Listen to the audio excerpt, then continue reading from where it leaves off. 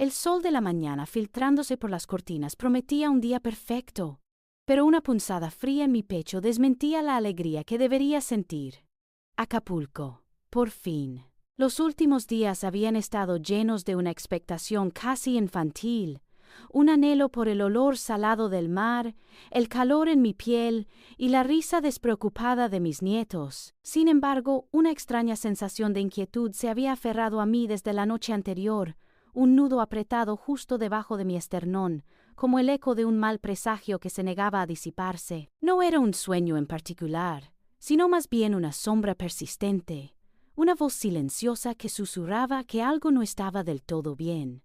A mis 72 años he aprendido a escuchar esos susurros. Javier llegó con Silvia, sus rostros tensos bajo el pretexto de la prisa.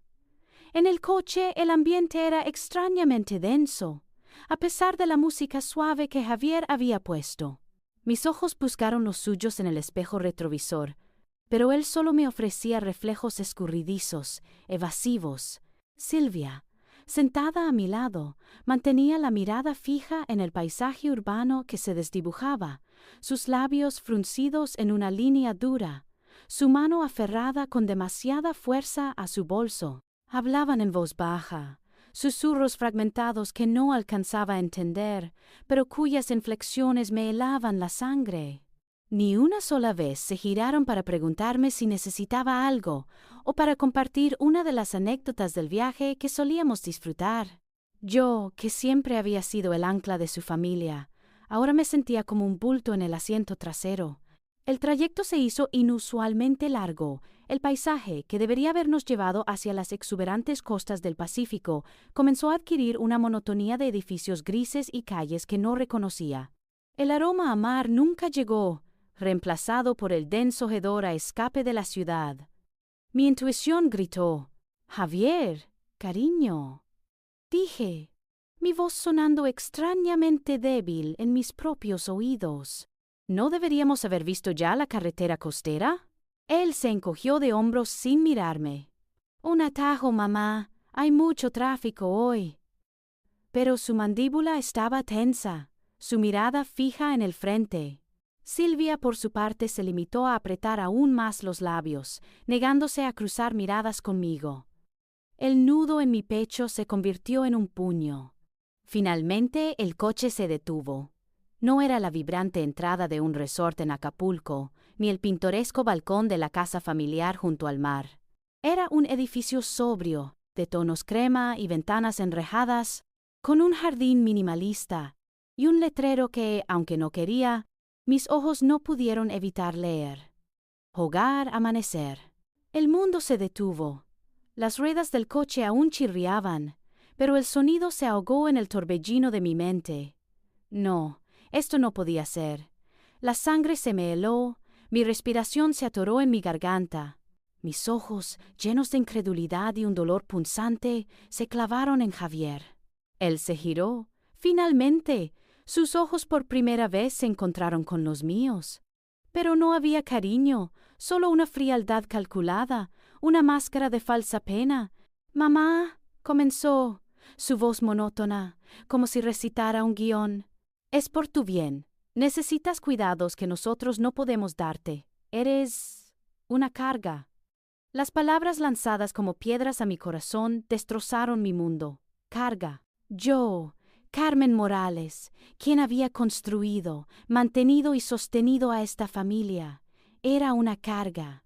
El golpe no fue solo la traición, sino la completa aniquilación de mi valor, de mi existencia. Sentí que el aire abandonaba mis pulmones, el suelo bajo mis pies se desvanecía. Mi mente, que había anticipado Acapulco, ahora solo registraba el frío, la desolación y el brutal vacío de un abandono inimaginable.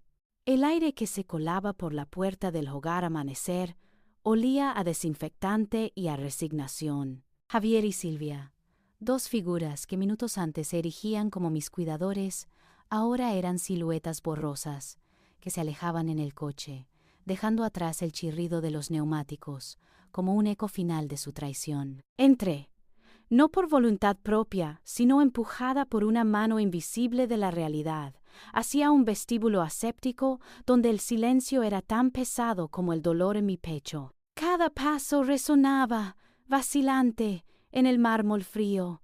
Era una prisión, aunque sin barrotes visibles, y yo era la nueva reclusa, abandonada a mi suerte.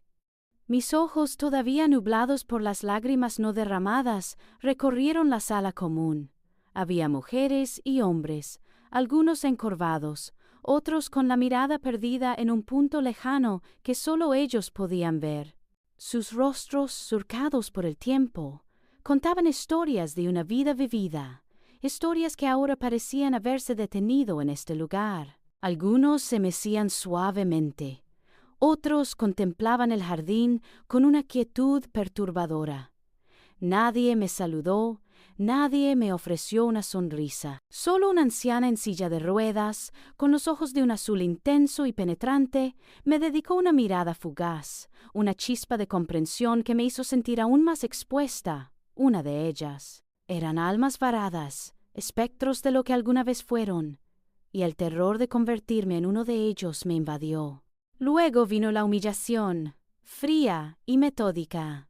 Una enfermera joven, de voz plana y modales impersonales, me condujo a una habitación pequeña. Necesitamos registrar sus pertenencias, señora Morales. Es el protocolo. Clasificar. Esa palabra, que en mi vida profesional significaba orden y control, ahora se sentía como un despojo. Vio cómo mi bolso era vaciado, mis objetos personales, un pañuelo de seda de mi madre, mi libro favorito de Octavio Paz, una pluma estilográfica que me había acompañado en incontables acuerdos millonarios. Eran examinados con una indiferencia que me laceraba el alma. Cada artículo, cada pedazo de mi historia era reducido a un inventario. Solo lo esencial, el resto se guardará, dijo con una voz carente de emoción, mientras dejaba a un lado una pequeña foto enmarcada de mis nietos. Sentí como mi identidad se desvanecía con cada objeto clasificado, pero en medio de esa profunda humillación, algo se encendió dentro de mí. Una chispa, pequeña al principio, pero que rápidamente se avivó con el combustible de la indignación y la ira. Recordé la determinación con la que había construido Grupo Morales desde cero, la astucia que me había permitido sortear las trampas del mundo financiero, la mente aguda que Javier, con su mediocridad y su codicia, jamás había siquiera vislumbrado. Recordé las noches en vela, los sacrificios, todo por una familia que ahora me descartaba como un objeto inservible. La rabia, helada y controlada, reemplazó al dolor. No era una carga, nunca lo había sido. Era una estratega, una constructora, una fuerza silenciosa que había mantenido su mundo en órbita. Allí, en esa habitación estéril, con el olor a lejía y la sombra de la traición, hice un juramento silencioso. No sería una de esas miradas vacías, una historia no contada. No sería una víctima que se marchitaba en el olvido. Miré la pared desnuda, mi reflejo desdibujado en el cristal de la ventana, y prometí que Javier y Silvia pagarían caro. Esto no era el final de Carmen Morales. Era simplemente el comienzo de su renacimiento. El aire se había vuelto pesado en la pequeña habitación, aún impregnado del olor a desinfectante. La enfermera se había marchado, dejando tras de sí un silencio que, al principio, se sentía opresivo, pero que pronto se transformó en un manto protector. Miré el montón de mis pocas pertenencias clasificadas, y mi mirada se detuvo en el libro de Octavio Paz, que habían dejado a un lado, considerándolo inofensivo. Nadie sospechó que, meticulosamente camuflada en un compartimento oculto en la encuadernación de ese viejo volumen, yacía mi verdadera conexión con el mundo, mi única esperanza. Con dedos temblorosos, pero con una resolución creciente, extraje la pequeña tablet, un dispositivo que parecía inocente, pero que era, en realidad, mi cetro digital. Al encenderla, la pantalla iluminó mi rostro, revelando no solo las arrugas del tiempo, sino también la astucia que se negaba a doblegarse. Los iconos se materializaron, las carpetas encriptadas se abrieron con un simple gesto biométrico. Carmen Morales, la dócil anciana abandonada, se desvaneció. En su lugar, resurgió la estratega financiera, la arquitecta silenciosa de Grupo Morales, la mente maestra que Javier, en su arrogancia, creía haber superado y relegado al olvido. Mi imperio, construido ladrillo a ladrillo con sudor, ingenio y una visión inigualable, era mío. Siempre lo había sido, aunque lo hubiera mantenido en las sombras, creyendo ingenuamente que así protegería a mi hijo de las complejidades y las crueldades del mercado. Este plan, el Protocolo Fénix, no nació de la rabia del momento. Fue un meticuloso ajedrez, pieza a pieza, que había construido a lo largo de años, alimentado por la creciente evidencia de la irresponsabilidad de Javier, su ambición desmedida y una innata falta de escrúpulos. Había visto las señales, las decisiones imprudentes, los tratos turbios, la forma en que su mirada se volvía opaca al hablar de dinero. Mi instinto, afinado por décadas en los mercados más volátiles, me gritaba que la traición era inevitable. No sabía cuándo ni cómo, pero sabía que llegaría el día en que su codicia lo cegaría por completo. Y me preparé. Cada cuenta espejo, cada contrato de fideicomiso ciego, cada cláusula de protección, todo estaba diseñado para este preciso momento. Con una respiración profunda, mis dedos se movieron con la precisión de una cirujana. El acceso a mi red cifrada fue instantáneo.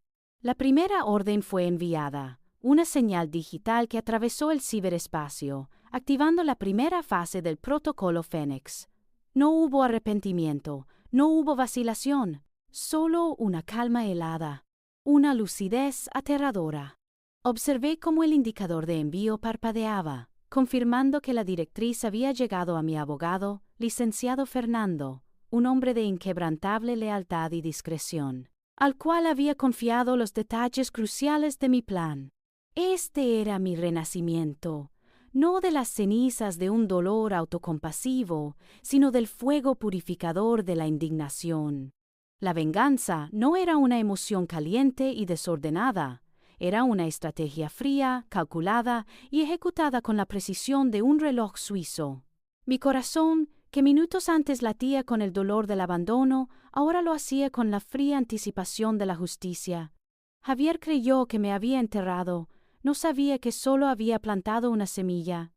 Desde la soledad calculada de mi pequeña habitación en el hogar amanecer, observé el caos que se desataba en la vida de Javier.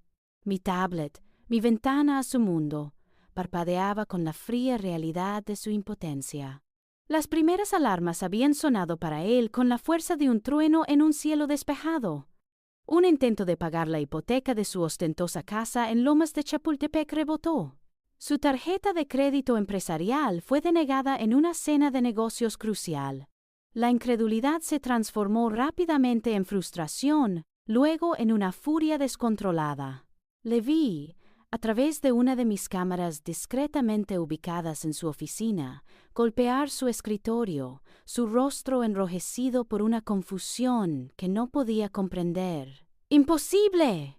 ¡Esto debe ser un error del banco!, gritaba al teléfono, convencido de que un simple trámite administrativo le resolvería el problema. ¡Qué ingenuo! Los rumores comenzaron a serpentear como veneno en los pasillos de Grupo Morales. La cancelación de un importante pago a proveedores, el retraso en el desembolso de nóminas menores, la inexplicable congelación de un par de cuentas operativas clave. Los empleados, al principio, murmuraban. Luego susurraban con preocupación. Recuerdo a la joven recepcionista, Clara, a quien yo misma había contratado años atrás, con su rostro pálido mientras atendía llamadas que antes eran de felicitación y ahora eran de queja y exigencia. Los gerentes se reunían a puerta cerrada, sus caras largas, sus conversaciones entrecortadas por la ansiedad. Era una sinfonía de desconfianza que yo había orquestado con precisión milimétrica.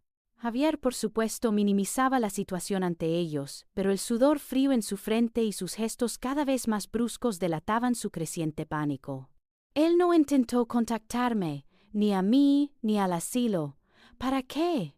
En su mente, yo ya no existía. Era una carga convenientemente eliminada. Nunca se le ocurrió que la fuente de sus males podría ser la anciana senil que había descartado. Su mente solo podía concebir ataques externos, conspiraciones de la competencia, pero nunca la venganza silenciosa de quien creyó doblegar. Era una ironía cruel, una que saboreaba con una satisfacción helada. Silvia, siempre atenta a las fluctuaciones de su estatus y su comodidad, fue la primera en sentir el verdadero peso de la situación. Sus compras en boutiques de lujo fueron rechazadas. Su manicura semanal no pudo ser cargada a la cuenta de siempre. La vi enfrentarse a Javier una noche, sus voces elevándose más allá de lo que sus elegantes muros podían contener. «Javier, ¿qué demonios está pasando? Me avergoncé en Cartier. Esto es inaceptable». Su tono era una mezcla de indignación y miedo palpable. Javier, que ya estaba al límite, respondió con una brutalidad que solo la desesperación puede generar. «Cállate, Silvia. ¿Crees que no tengo suficientes problemas? Esos viejos de los bancos se han vuelto locos». Sus discusiones se volvieron más frecuentes, más agrias. Las escuchaba a través de los micrófonos ocultos que había instalado años atrás, previendo que sus vidas serían una fuente inagotable de información. Discutían sobre el dinero derrochado en viajes superfluos, en los pagos exorbitantes del club de golf de Javier, en las joyas que Silvia acumulaba sin necesidad. Se lanzaban reproches sobre decisiones financieras pasadas, culpándose mutuamente por la inminente caída que sentían. «Siempre fuiste demasiado confiado, Javier», le espetó Silvia una noche. «Tu madre siempre decía que eras un derrochador, y yo no le creía». Esa frase, «tu madre siempre decía», me hizo sonreír. Incluso en su momento de desesperación, Silvia, sin saberlo, invocaba mi sombra. La dulce satisfacción de ver la semilla de mi plan germinar era un bálsamo para el alma. No era el placer de la crueldad, sino la serena justicia de quien ve el equilibrio restaurado. Cada llamada de un socio preocupado, cada factura sin pagar que Javier manejaba con manos temblorosas, cada discusión que destrozaba la fachada de su matrimonio, era una confirmación de que mi protocolo Fénix no solo funcionaba, sino que se desplegaba con una elegancia que ni siquiera yo había anticipado. El renacimiento era doloroso, sí, pero el fuego que quemaba su mundo era el mismo que purificaría el mío. Y yo, Carmen Morales, la estratega silenciosa, estaba lista para observar cómo sus cimientos se desmoronaban pieza por pieza. Desde mi observatorio digital, la sinfonía del caos que se desarrollaba en el mundo de Javier me daba una satisfacción fría y calculada. Pero no era suficiente con solo observar el desmoronamiento. Era hora de tejer la red, de apretar los hilos invisibles que, con precisión quirúrgica, conducirían a su inevitable caída. Con la misma calma que antes planeaba fusiones multimillonarias desde las sombras, activé la siguiente fase. Mis dedos, ágiles y certeros, se deslizaron por la pantalla, enviando instrucciones a una red de contactos forjada durante décadas, una lealtad construida no sobre la sangre, sino sobre el respeto mutuo y la confianza inquebrantable en mi juicio. El licenciado Fernando, mi inquebrantable brazo legal, fue el primero en recibir la directriz encriptada.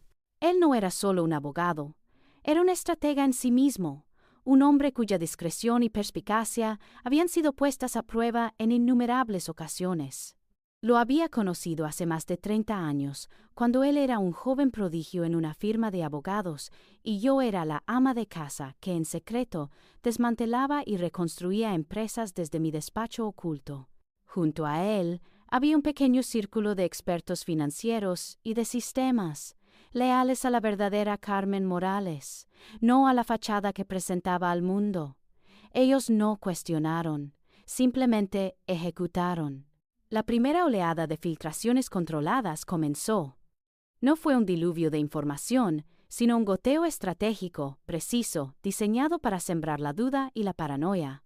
Documentos internos, sutilmente modificados para parecer errores en el sistema, Revelaron inconsistencias en la estructura de propiedad de Grupo Morales, insinuando que Javier no era el único, ni el verdadero cerebro detrás de la empresa. Luego, llegaron extractos de cuentas bancarias en paraísos fiscales, sin nombres explícitos, pero con montos que coincidían alarmantemente con ciertos proyectos clave de Grupo Morales, sugiriendo un desvío de fondos.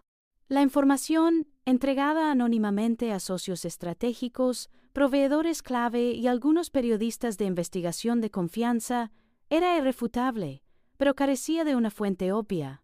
Era la verdad, fragmentada y diseminada para que ellos mismos la unieran. La reacción fue instantánea y virulenta. Los teléfonos de Grupo Morales no dejaron de sonar, pero ahora no eran llamadas de negocio, sino de exigencia. Los socios minoritarios, que habían confiado en la reputación intachable de la empresa, comenzaron a exigir auditorías internas. Los proveedores clave, al ver que los pagos se retrasaban y que la estructura de propiedad era más turbia de lo que pensaban, suspendieron líneas de crédito y retiraron ofertas. Recuerdo una videollamada de emergencia que Javier organizó, su rostro demacrado, intentando calmar a un grupo de inversionistas furiosos. Son solo rumores, una campaña de desprestigio, balbuceaba, pero sus palabras carecían de convicción. Vi como uno de los inversionistas más antiguos, don Ricardo, a quien yo había cultivado durante años, negaba con la cabeza, con una decepción palpable. La desconfianza era un veneno que se extendía rápidamente por el cuerpo de su imperio. Mientras tanto, el licenciado Fernando se movía con la destreza de un fantasma. Aparentemente, representaba los intereses de un inversor anónimo preocupado por las recientes turbulencias en Grupo Morales. Sus solicitudes de información eran educadas pero firmes, sus preguntas punzantes, sus investigaciones discretas. Empezó a reunir evidencia pública y semipública sobre las irregularidades, estableciendo las bases para futuras acciones legales. Sabía que la burocracia podía ser lenta, un laberinto de papeleo y procesos, pero también sabía que la presión externa, combinada con la implacable búsqueda de la verdad por parte de Fernando, era imparable. Javier, en su desesperación, intentó rastrear la fuente de las filtraciones. Contrató a equipos de ciberseguridad, interrogó a empleados, pero fue en vano. Mi sistema era un laberinto de servidores proxy, encriptaciones de triple capa y túneles VPN que habrían hecho palidecer a cualquier agencia de inteligencia.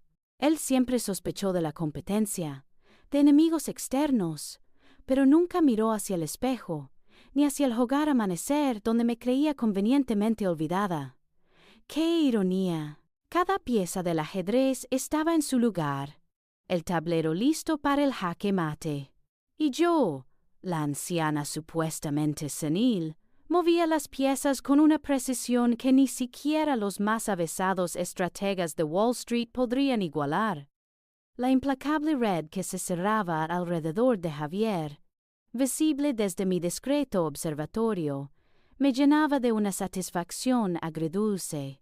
Cada golpe a su fortuna, cada grieta en su fachada, era un eco de mi pasado, un recordatorio del contraste brutal entre la mujer que el mundo creía conocer y la que realmente era. Carmen Morales, la ama de casa atenta, la mamá y abuela cariñosa, la profesora de economía jubilada con sus pasatiempos tranquilos.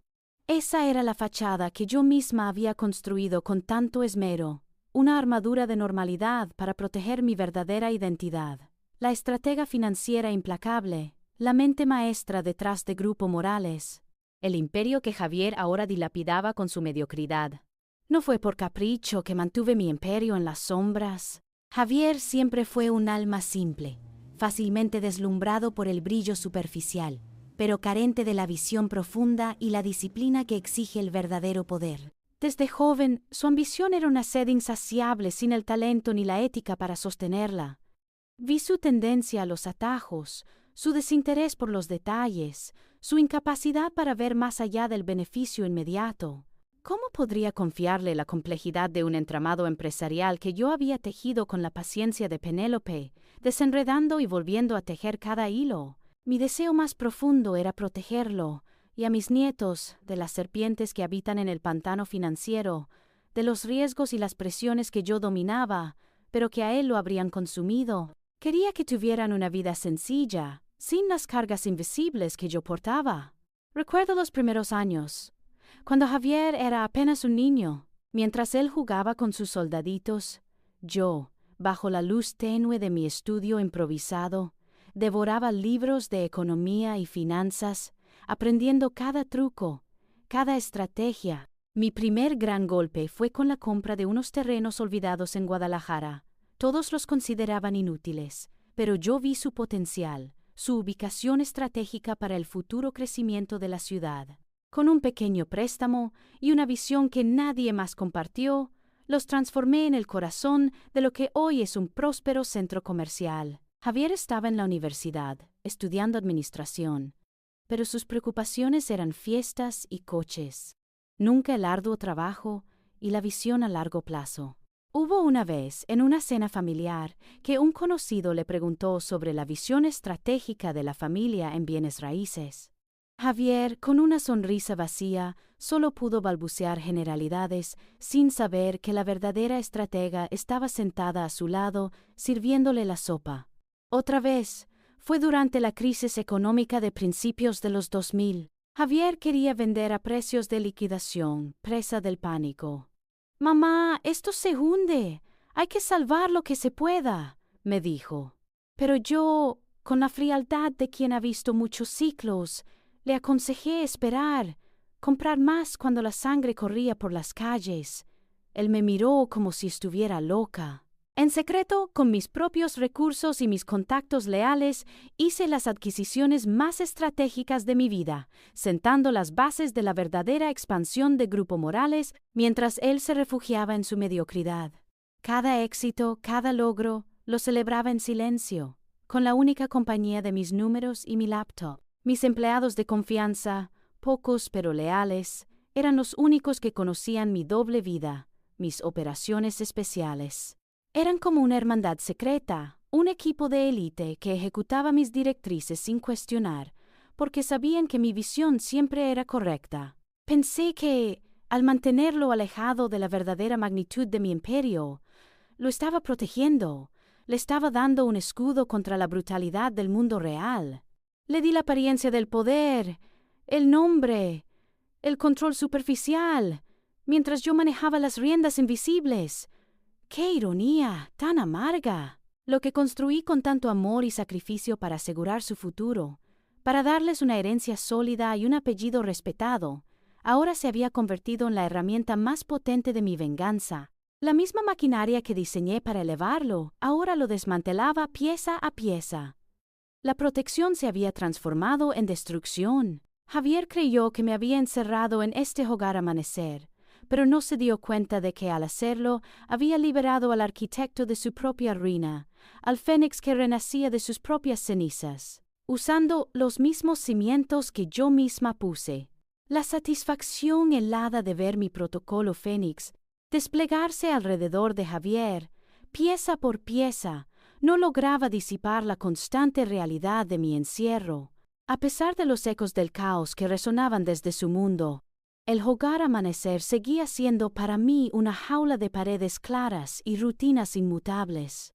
Los días se sucedían en una monotonía opresiva, marcada por las comidas insípidas y las actividades sin alma que poco a poco consumían el espíritu de sus habitantes. Había otras almas varadas allí, como barcos sin rumbo.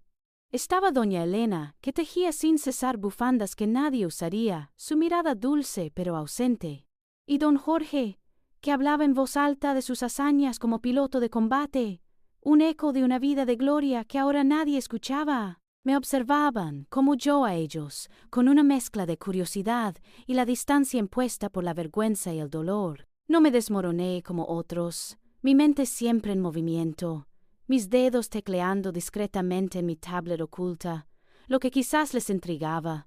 Fue durante una de esas tardes de silencio compartido en el jardín, donde el sol apenas se atrevía a asomar entre los árboles decrépitos, que mi mirada se encontró con la de don Ernesto Ramírez. Él era un hombre de unos 80 años, con una melena plateada y ojos profundos, llenos de una sabiduría cansada.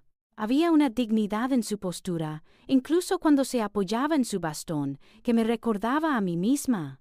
Se sentaba solo, siempre con un periódico en la mano que rara vez leía, su vista fija en el horizonte inexistente. Una noche, cuando la mayoría de los residentes ya dormían, me encontré con él en el pasillo, ambos buscando un respiro del insomnio. «Parece que las estrellas brillan menos en este lugar, ¿no cree, señora Morales?», dijo con una voz ronca pero melodiosa.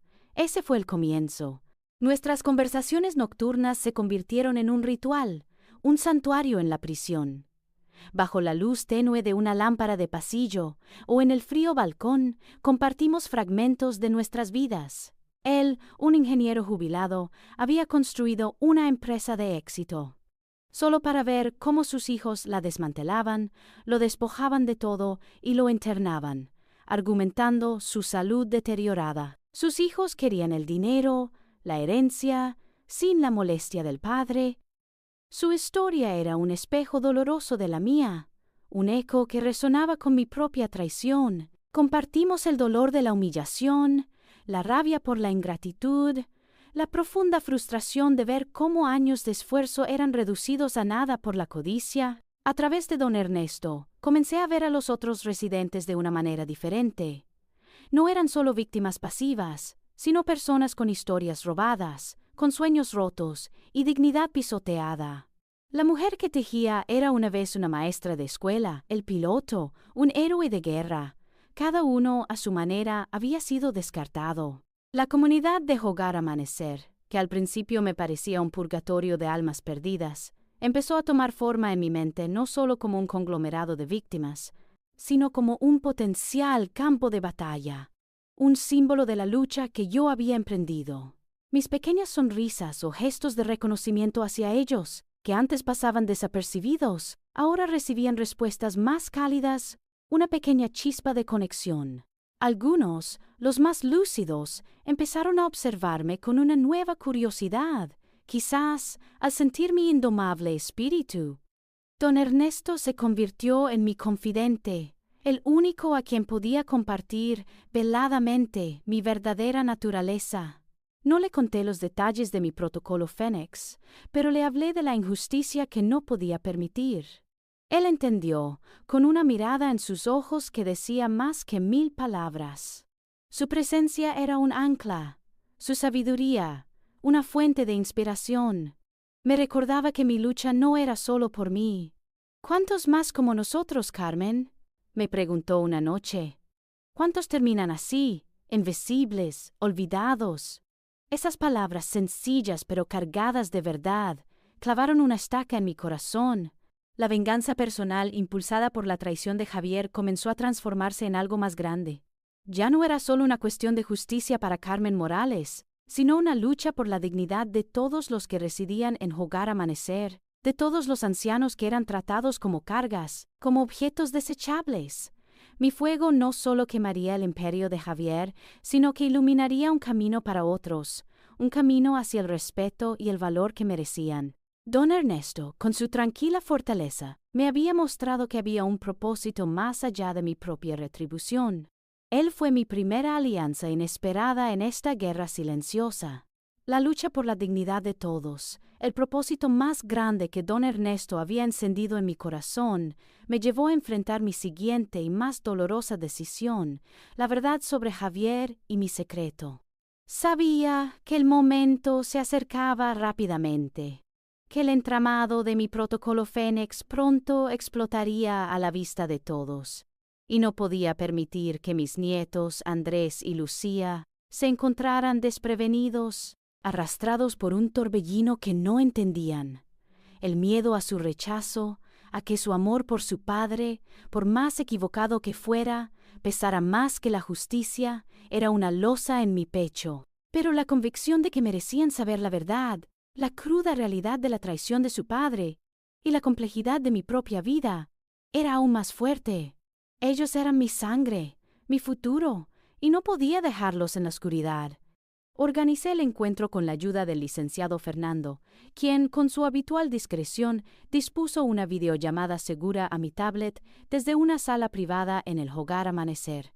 Me senté frente a la pantalla, mi corazón latiendo con una intensidad que no sentía desde hacía décadas, las manos ligeramente temblorosas. Cuando sus rostros jóvenes aparecieron, primero Andrés, con su seriedad innata, luego Lucía, con sus ojos curiosos y expresivos, sentí una oleada de amor y dolor. Habían estado preocupados, lo sabía. Las llamadas de Javier se habían vuelto esporádicas, sus explicaciones evasivas. «Abuela, ¿estás bien?» «Papá, está raro», dijo Lucía, su voz temblorosa, reflejando la angustia que debía sentir. Tomé una respiración profunda. «Estoy bien, mis amores, pero necesito contarles algo. Algo muy importante, y quizás muy difícil de escuchar». Comencé con suavidad, hablando de Javier, de su ambición, de las irregularidades que había descubierto en Grupo Morales. Sus ojos se abrieron, primero con incredulidad, luego con una sombra de dolor. Lucía soltó un pequeño gemido, llevándose una mano a la boca. Andrés, más reservado, frunció el ceño, sus ojos buscando en los míos la certeza o la negación. Luego, cuando les revelé que yo no era solo la profesora de economía jubilada, sino la verdadera fundadora y cerebro detrás de Grupo Morales, la estratega que había construido cada ladrillo de ese imperio en secreto, el shock fue palpable. «¿Tú, abuela? ¿La abuela Carmen?» Lucía susurró, sus ojos llenos de lágrimas. «¿Pero por qué nunca lo supimos?» Andrés, con su mente analítica, fue más directo. ¿Significa que papá nos mintió sobre todo? ¿Y que la empresa no es solo suya?» Su voz, aunque controlada, denotaba la profundidad de su dolor y su confusión. Les expliqué mi protocolo Fénix, la preparación, la intención de protegerlos, de proteger el legado, y cómo la traición de Javier me había obligado a activarlo. Les mostré pruebas irrefutables, documentos escaneados en mi tablet, balances, transferencias. No había lugar a dudas. El dolor en sus rostros era desgarrador, una mezcla de traición familiar y la revelación de un mundo que creían conocer.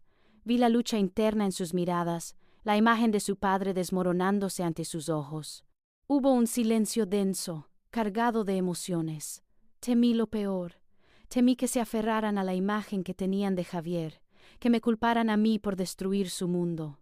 Pero entonces Lucía, con una determinación que nunca le había visto, se secó las lágrimas. «Papá nos dijo que tenías problemas, que era por tu bien». Su voz era firme, aunque rota. «Pero esto es diferente. Esto es una mentira». Miró a Andrés buscando su confirmación. Andrés asintió lentamente, su mirada ahora fija en la pantalla, no con recriminación, sino con una comprensión dolorosa. «¿La forma en que papá ha estado actuando? ¿Los problemas de la empresa? Todo encaja, abuela. Lo siento mucho». Su voz se quebró. «No puedo creer que él haya hecho esto. A ti, a nosotros». En ese instante, en medio de su propio dolor, eligieron creer en mí. Eligieron la verdad sobre la conveniencia, la justicia sobre la lealtad ciega. Y al hacerlo, se unieron a mi causa, no solo como observadores, sino como parte activa de este renacimiento. Sus ojos, ahora llenos de una determinación renovada, me dieron una fuerza que no creí que pudiera encontrar. La soledad que había sentido, incluso con don Ernesto, se disipó. Mis nietos, mi propia sangre, estaban a mi lado.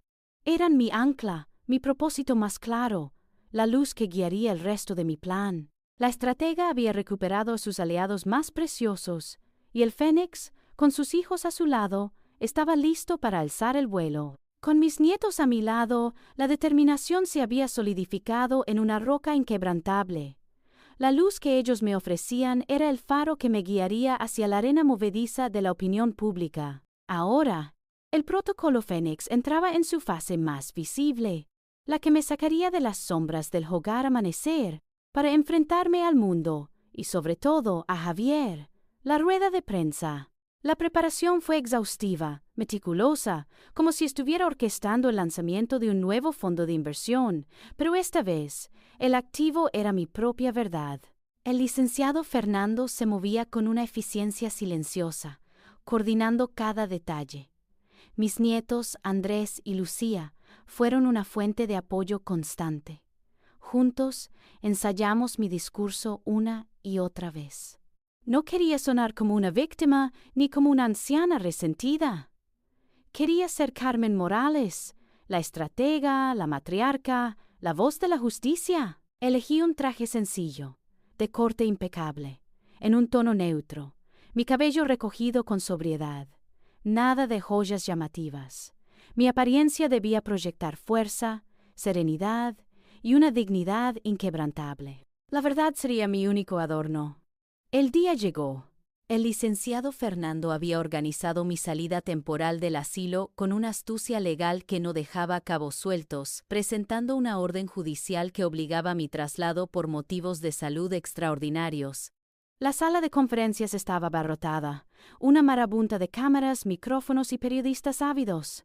El aire vibraba con una tensión palpable. Mis manos, esta vez, no temblaban. A mi lado, Andrés y Lucía se mantuvieron erguidos. Vi el miedo en los ojos de Lucía, la preocupación en el rostro de Andrés, pero su valor eclipsó cualquier debilidad. Eran jóvenes, y enfrentarse a semejante escrutinio público para defender a su abuela, para exponer a su propio padre, era un acto de coraje que me llenaba de orgullo. Tomé una respiración profunda. Mi mirada se encontró con la suya. Un asentimiento silencioso, un juramento de que estábamos juntos en esto. Me acerqué al podio. Las luces me cegaron por un instante, pero mi voz, cuando salió, fue clara, firme, resonante. Buenos días a todos. Comencé, mi mirada recorriendo los rostros expectantes. Mi nombre es Carmen Morales. Algunos me conocen como una profesora de economía jubilada. Otros, quizás como la mujer que fue abandonada en un asilo por su propio hijo.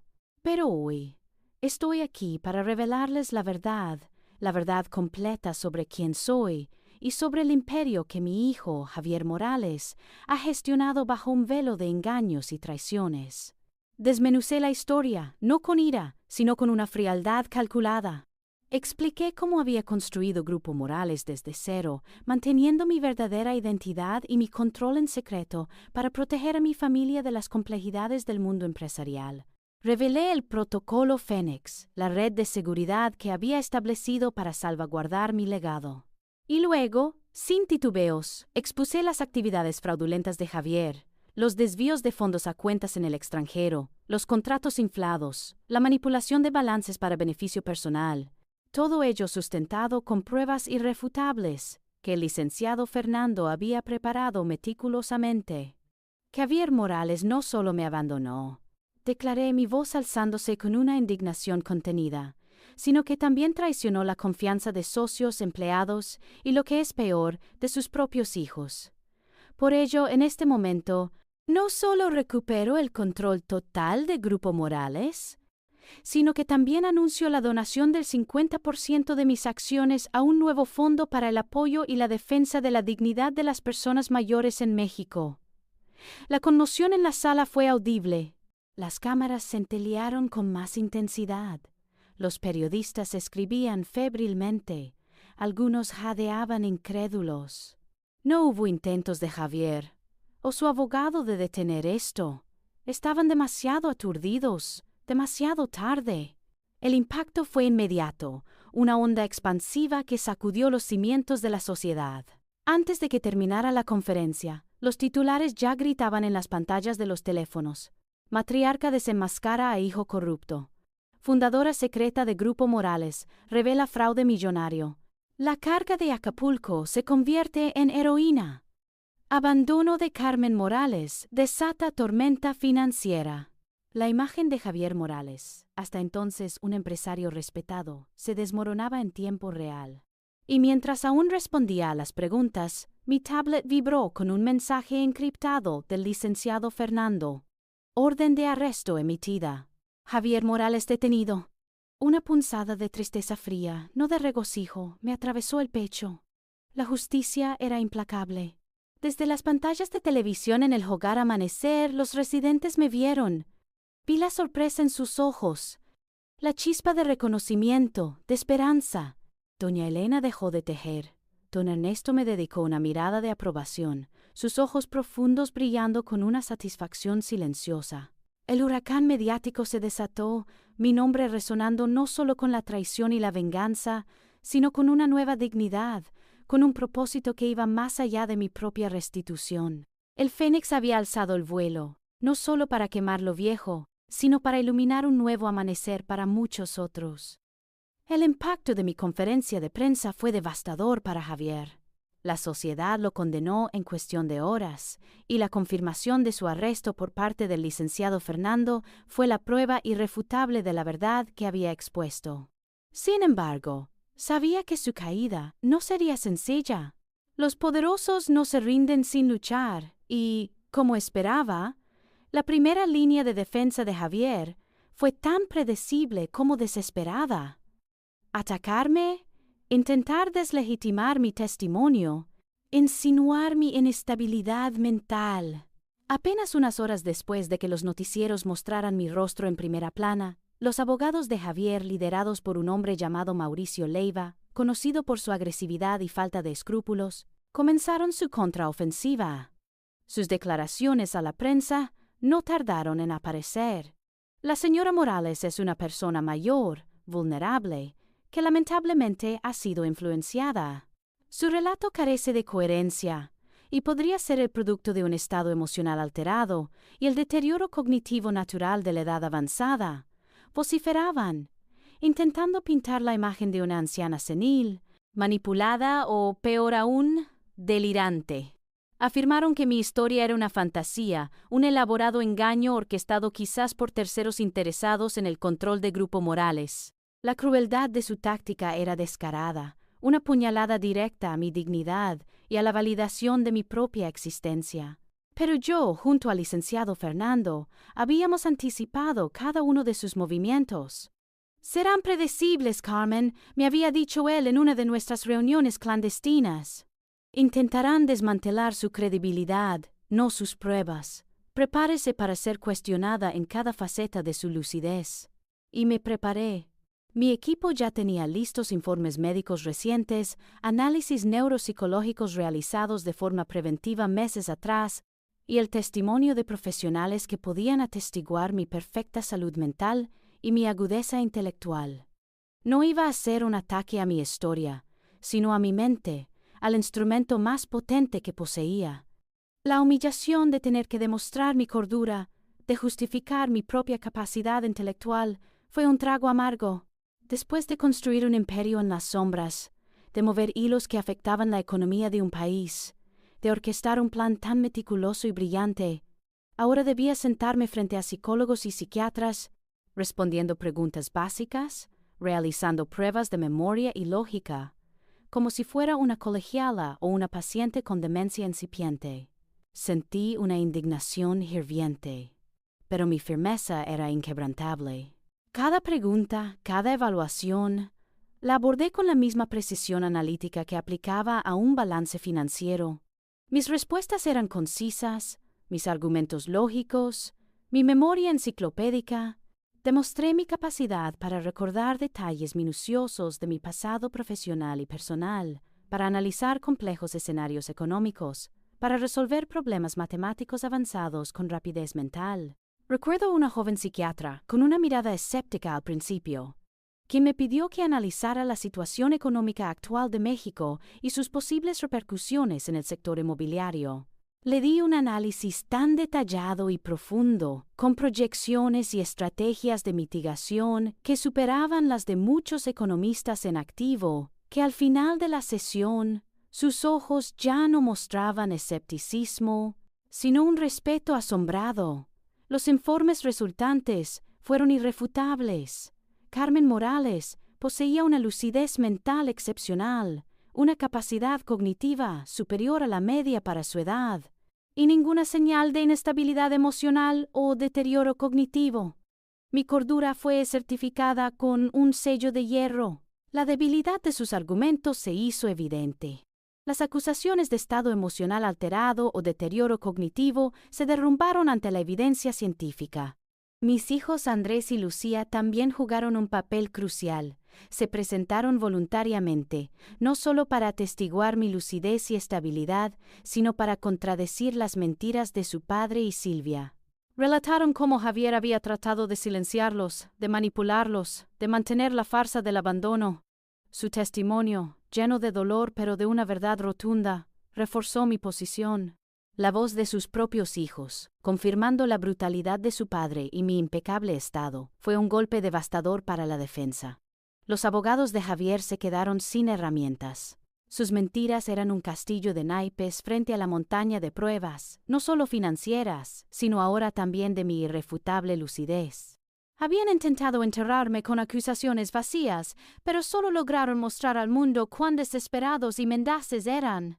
Mientras los abogados de Javier, con su predecible pero desesperada estrategia de atacar mi credibilidad e insinuar mi inestabilidad mental, intentaban socavar mi verdad ante el violento huracán mediático, mi observatorio digital me ofrecía una visión clara de la desesperación de Silvia. Su mundo, que se había sostenido precariamente sobre las bases de la fortuna robada de Javier y su propia vanidad, se estaba desmoronando a una velocidad vertiginosa. El arresto de Javier no solo significaba la pérdida de su príncipe, sino el fin de su estilo de vida.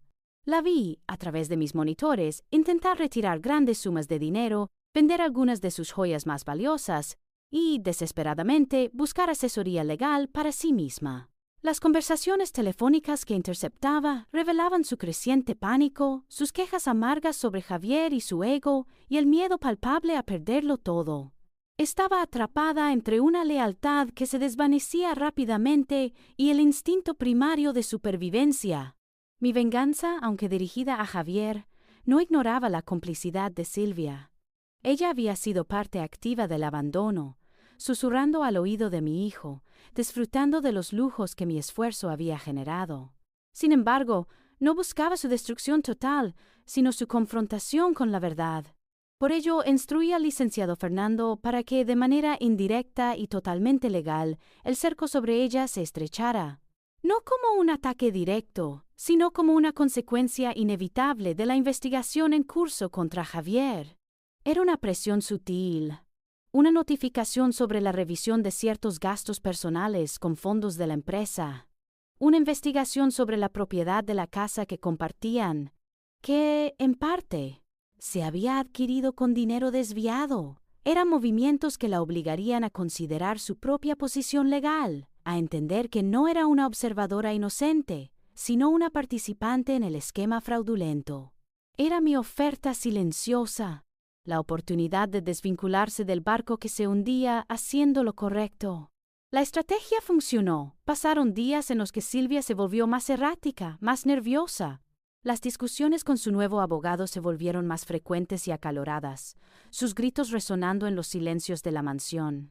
Finalmente, el licenciado Fernando me informó de un giro inesperado.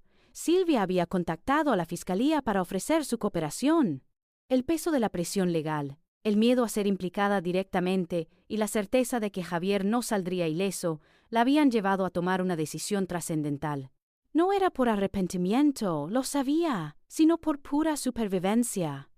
Su decisión de cooperar con las autoridades fue un nuevo giro, un eslabón inesperado en la cadena de mi narrativa. Silvia, con su voz que había sido tan melodiosa y ahora sonaba quebrada por el miedo, reveló una red de cuentas ocultas, una en particular en las Islas Caimán, que ni siquiera mi meticuloso protocolo Fénix había detectado completamente. Esta cuenta contenía los verdaderos fondos negros de Javier, dinero ilícito no reportado ni a la empresa ni a las autoridades, usado para sobornos y transacciones ilegales aún más turbias que las que yo había expuesto. Proporcionó nombres, fechas y ubicaciones, detalles cruciales que confirmaban la profundidad de la corrupción de Javier y sus conexiones con figuras aún más sombrías en el panorama político y empresarial. Su confesión no solo solidificaba el caso contra Javier, sino que lo ampliaba, revelando una capa de oscuridad que se extendía mucho más allá de las paredes de Grupo Morales. Este nuevo desarrollo, aunque estratégico, me hizo reflexionar sobre la verdadera complejidad de la venganza. Mi plan se había diseñado para Javier, para restaurar mi dignidad y la de otros ancianos. Pero ahora Silvia, una mujer que también había sido parte de mi familia, estaba desmantelando su propia vida, arrastrando consigo secretos y verdades que afectarían a muchas más personas. No era la satisfacción de la crueldad lo que sentía, sino una especie de tristeza distante. Había liberado un torbellino, y sus ondas afectaban a más de lo esperado. La justicia era imparcial, pero sus consecuencias, a veces, eran un eco melancólico que resonaba en los rincones más inesperados. El fénix había resurgido, pero el fuego inevitablemente quemaba todo a su paso. El aire en la sala del tribunal era un alambre tenso, electrizado, que me pellizcaba la garganta. El día del juicio final había llegado, y con él todos los ojos de México, o al menos así lo sentía. Periodistas, cámaras, curiosos y aquellos que habían sido afectados por la codicia de Javier llenaban cada asiento, cada pasillo. Me senté junto al licenciado Fernando, mi columna vertebral inquebrantable, y mis nietos, Andrés y Lucía, quienes me ofrecían un apoyo silencioso, sus manos apretando las mías en un gesto de lealtad. Miré a Javier, al otro lado de la sala. Su rostro estaba pálido, sus ojos hundidos, pero aún aferrándose a una desesperada fachada de inocencia. A su lado, Mauricio Leiva, su abogado, susurraba frenéticamente, sus gestos agresivos, como un depredador acorralado. Mi confrontación directa con Javier llegó cuando fui llamada al estrado. Subí los escalones con la misma dignidad que había exhibido en la rueda de prensa, cada paso resonando con el peso de la verdad. Los ojos de Javier se encontraron con los míos por un instante, y vi una mezcla de desafío y miedo, una sombra de la arrogancia que lo había consumido. «Señora Morales», comenzó el fiscal, «¿podría relatar una vez más los hechos que la trajeron aquí y el papel de su hijo Javier Morales en ellos?» Mi voz, clara y serena, llenó la sala. No era una acusación con odio, sino una narración fría y precisa de los hechos. Comencé desde el viaje a Acapulco, que terminó en el Hogar Amanecer, y seguí con la activación del protocolo Fénix. Presenté cada prueba con la maestría de una profesora. Los documentos financieros que el licenciado Fernando y Silvia habían recuperado, las transferencias bancarias a cuentas en paraísos fiscales, los correos electrónicos manipulados, los testimonios de socios traicionados. Respondí a cada pregunta del fiscal con una exactitud que no dejaba lugar a dudas, desmantelando la defensa de Javier pieza por pieza. Mauricio Leiva intentó atacarme, insinuando nuevamente mi edad, mi posible fragilidad emocional. Pero el juez, tras la presentación de mis informes psiquiátricos impecables, lo detuvo con firmeza. Luego, el momento más desgarrador, el turno de Javier en el estrado. Intentó negarlo todo, achacar la culpa a la competencia, a errores contables, incluso a mi supuesta manipulación como matriarca controladora. Mi madre siempre fue una mujer dominante, señoría. Esto es un plan para arrebatarme lo que es mío, balbuceó. Su voz temblaba, carente de la convicción que sus mentiras exigían. Pero la verdad se cernía sobre él como una guillotina. Cuando el fiscal presentó las pruebas adicionales que Silvia había proporcionado, la red de sobornos y cuentas ilícitas que Javier había tejido, sus argumentos se derrumbaron. Los ojos de Javier, desesperados, me buscaron una vez más, pidiendo, suplicando un rescate que no llegaría. Fue entonces cuando ocurrió. Mientras el fiscal proyectaba en la pantalla una de las transferencias a la cuenta en Islas Caimán, una transferencia que databa de la misma semana en que Javier me había abandonado, vi el último resquicio de su resistencia romperse. Su cuerpo se desplomó ligeramente, su mirada se perdió. Un sollozo ronco escapó de sus labios, seguido de otro, y luego de un llanto amargo, incontrolable. Era el derrumbe emocional completo, una admisión tácita, brutalmente honesta, de su culpabilidad. No hubo palabras, pero el silencio de su lamento, el rostro desfigurado por la culpa, era más elocuente que cualquier confesión. El murmullo en la sala era palpable. La prensa fotografiaba cada lágrima. El veredicto llegó al día siguiente, rápido y contundente, después de una breve deliberación. Culpable. La voz del juez resonó, declarando a Javier Morales culpable de fraude, malversación de fondos y abandono de persona mayor. Recibió una sentencia de años de prisión y una multa considerable que se destinaría, en parte, a las víctimas que sus engaños habían generado. Una ola de alivio recorrió la sala, una sensación de justicia largamente esperada. Miré a mis nietos, sus ojos enrojecidos, pero con una luz de paz. Miré al licenciado Fernando, quien asintió, una sonrisa apenas perceptible en sus labios. La justicia había llegado, no solo para mí, Carmen Morales, sino para todos aquellos que habían sido representados por la dignidad de Grupo Morales y por la causa que ahora yo encarnaba. El Fénix había completado su primer vuelo. El veredicto había sido la culminación de mi protocolo Fénix, la justicia fría que Javier merecía. Pero al dejar el tribunal, la fría satisfacción de la venganza dio paso a una visión más cálida, una que había germinado en mi corazón desde mis días en el Hogar Amanecer. Ese lugar, símbolo de mi abandono, se transformaría. No sería más un asilo, un depósito de almas olvidadas, sino un faro de dignidad y cuidado, un verdadero hogar donde la vejez se celebrara, no se escondiera. Andrés y Lucía, mis cómplices en la justicia, se convirtieron en mis arquitectos de la esperanza. Sus ideas frescas y su energía juvenil fueron vitales. Con una parte significativa de mis bienes y bajo su entusiasta supervisión, Hogar Amanecer comenzó su metamorfosis.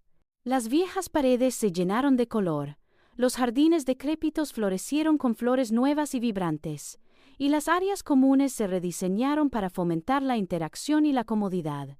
Lo más conmovedor fue la participación activa de los propios residentes. Don Ernesto, con su experiencia en ingeniería, ayudó a supervisar las pequeñas reformas, mientras doña Elena, la tejedora incansable, organizó talleres de manualidades que no solo despertaron la creatividad, sino que también crearon un sentido de comunidad. Introdujimos terapias innovadoras, sesiones de musicoterapia que llenaron los pasillos de melodías perdidas, clases de arte que revelaron talentos ocultos, y un programa de jardinería terapéutica que conectó a muchos con la tierra y la vida. Las sonrisas que antes eran raras, ahora eran contagiosas, y la chispa regresó a ojos que parecían haber olvidado cómo brillar. Pero mi visión no se detuvo en esas paredes. Con el 50% de mis acciones de Grupo Morales, el Fondo para el Apoyo a Personas Mayores se hizo realidad. Nuestro primer gran proyecto fue la financiación de becas integrales para cuidadores especializados en geriatría, asegurando que otros ancianos en todo el país recibieran el respeto y la atención que merecían, independientemente de su situación económica. Era una forma de expandir la dignidad, de sembrar la semilla del respeto en todo México. Mi nuevo propósito se había expandido.